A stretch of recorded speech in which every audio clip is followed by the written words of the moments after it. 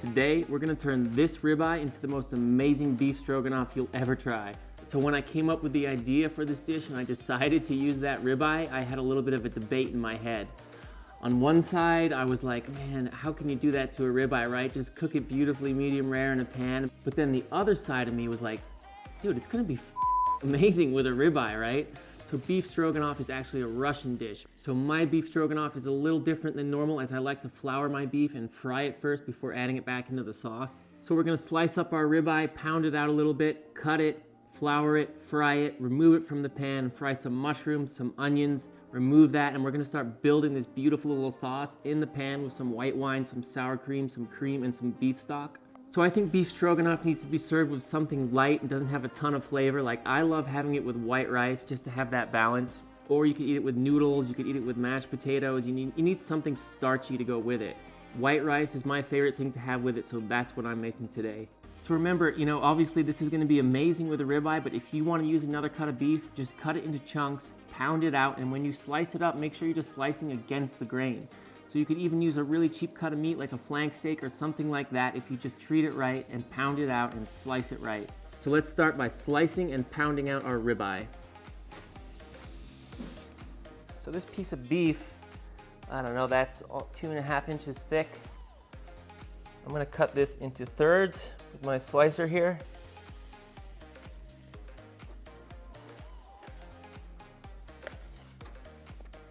Gorgeous.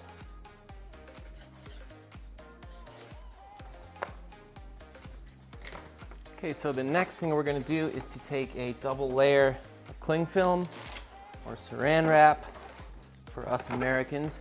But let it be known, Americans, even in America, it still says cling, all right?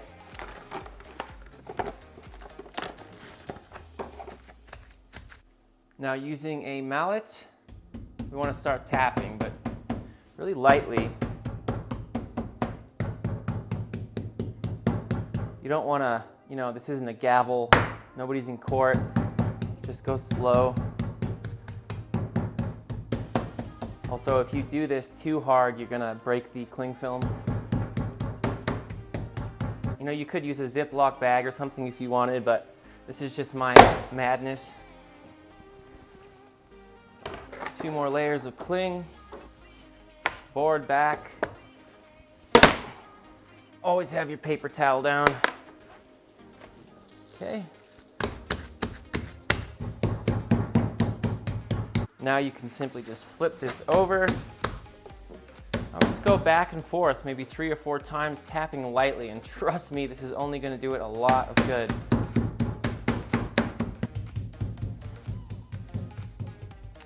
Now with your pieces here, so you got to account for shrinkage, right? I like a nice big piece. I don't want a little skimpy piece. So I go straight in half. And then with these, you could even stack it like this. Remember, you got to account for shrinkage, right? So I'm going pretty big.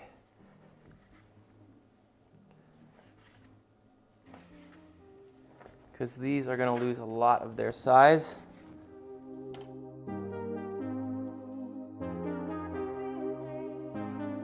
So before we flour our beef, I'm gonna season it so I know exactly how much seasoning is going on, and I'm gonna be using my homemade rosemary salt. I'm gonna put a link right up there in the corner for it. I try not to use this in every recipe, but when it works, it works. By the way, everybody loves this. I get messages on Instagram like every other day, like, oh my God, game changer. So, season.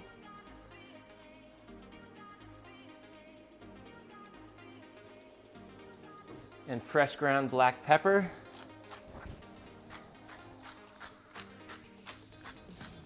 And now just give it a really good mix so you can get all that seasoning off your board.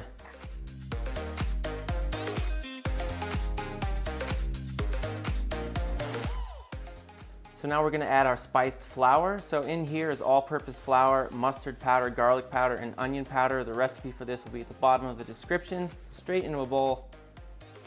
And just add all your beef into that same bowl and just toss.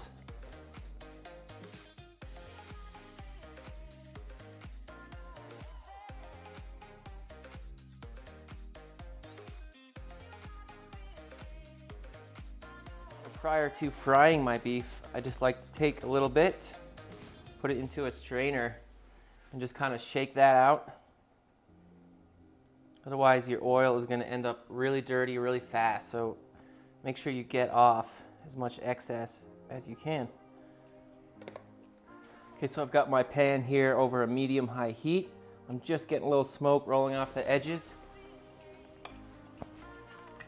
So I'm just gonna add like a neutral high flash point oil. I'm using avocado oil, I love it, but you can use whatever you have. Okay, our oil is hot, it's rippling, we've got a little smoke coming off the edges. So let's start by adding our beef. And remember, when you do this, do not overcrowd your pan, right? Probably the most important thing to remember here. So same with the mushrooms, the onions. We're gonna fry everything in these stages and then bring it all back together in this beautiful sauce. Okay, that's capacity. So we'll fry these for about 1.5 minutes on each side and then transfer them over to a tray. So we're looking for just a nice golden brown. So we need to go a little bit longer.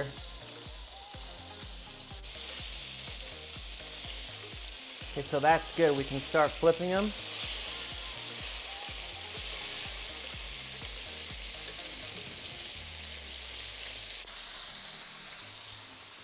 Okay, so this batch is done, right? We are getting a nice bit of color on either side. We can transfer those to a wire rack so they have some air coming underneath them. Now, as you're doing this, right, you're gonna be the one who's frying all that meat. You're doing all the work, right? Take a little piece of that meat right when you take it out. It's so good, you've earned it. You don't need too many though. Okay, so listen closely. The difference between an okay stroganoff and an amazing stroganoff is whether or not people throw this away. All those little brown bits that came off the meat, this is all an insane amount of flavor that's gonna go back into our sauce. So save that, because we're gonna fry the mushrooms and the onions in all this beef fat. You know, when you're chopping things, I kind of just cut my finger recently, so I'm not using that one as much. But the thing is here, guys, as long as you're remembering the simple technique of you're gliding down this part of the knuckle, whoosh, whoosh, so you're clearing your fingernail, right? So once you know that, you could use your index finger, you could use your middle finger. Those are the two I use mostly, but I mean, you could use your ring finger. You know, you understand that technique. Like, I wouldn't do this, but you could use your thumb, right? Most of the time, I'm doing a combo of my index finger and my middle finger. Depending on what it is I'm cutting, if it's bigger or smaller, I might do it differently. Same with the onion. Leave as much of that root in as you can. In half. Peel. Remove root. Now, only when you're going to slice it. Julienne.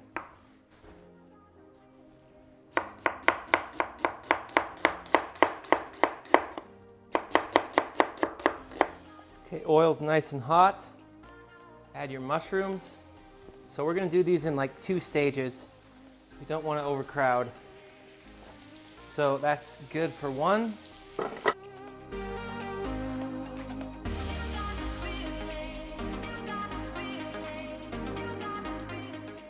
Okay, so when our mushrooms are almost done, they've been in here for about 4 minutes, I'm gonna start adding some stripped thyme.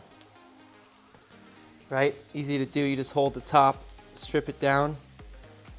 This is gonna bring some floral kind of elements to the dish. I love thyme. So you think about the herbs we have in here now. because we put in the rosemary salt, right, which has rosemary and sage and now thyme. It's gonna make it really, really wonderful. Listen, that's the thyme. Get these out. Try to leave some of the oil in, so I'm just using this little spider type thing right here. And just tip those out onto a plate. Okay, so all our mushrooms are done. We're using the same pan. Last thing we're gonna do is the onions and a little bit of butter.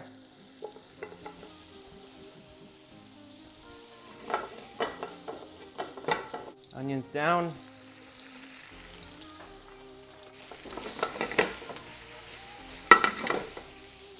Right, so now we've been using that same pan the whole time, right? So now we're gonna build our sauce. We're gonna put everything back together in that same pan and make the most delicious beef stroganoff.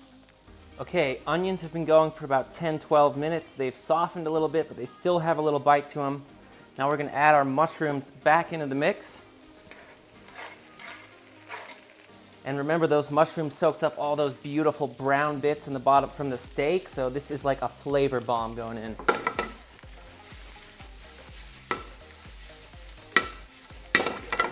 Dry white wine.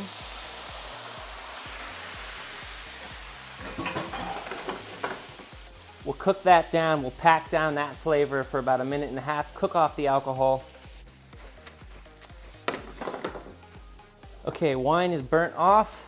We're gonna add some beef stock. I had some homemade in the freezer, but whatever you got.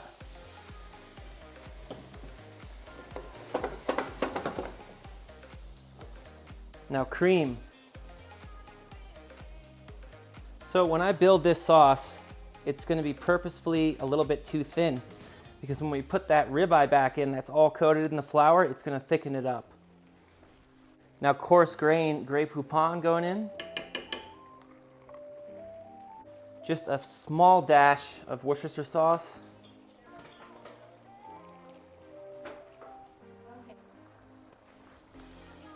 Okay, the cream has reduced for a minute. We're gonna add our sour cream. That's also gonna help to thicken this up a little bit. Now right here, we're at a good thickness to add our beef. You see that this is still pretty watery? That's what we want. Okay, beef going in. This is the last thing.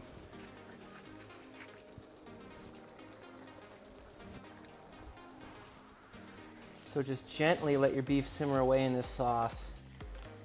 You don't want to overcook the beef because it's perfect where it is. It may be cooked through, but it's super tender, right? We want to hold that. You can already see this really thickening up. Oh my God, I'm so excited. So that's it. Our beef's been in for like 2 minutes, heat off, and it's going to continue to thicken as it cools here, but you can already see here that it's a lot thicker.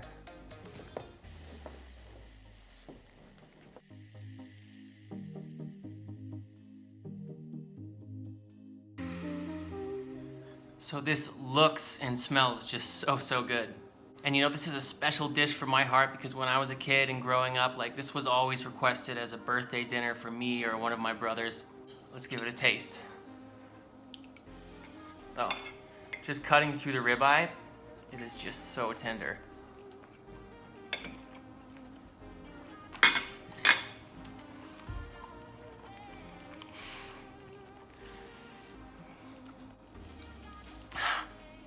It's amazing. And you will not believe how tender that ribeye is. Even though it's cooked all the way through, it's like medium well, it is so freaking tender. And a big part of that has to do with the pounding of it before cooking. Oh God, I have to have another bite. Like, look, I break through the ribeye with a fork. Probably the best stroganoff I've ever made.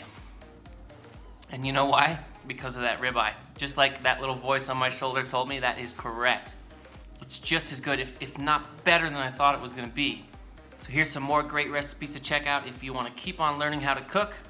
Well, that does it for today's video, my friend. I hope you got some value from this content right here. I hope you're stoked and excited and ready and pumped and amped to make some beef stroganoff of your own. And as always, if you like the content, do not forget to leave it a like. Comments are wildly helpful for my channel. They make the algorithm go crazy, so please comment if you like it. And don't forget to subscribe, and I'll see you next time.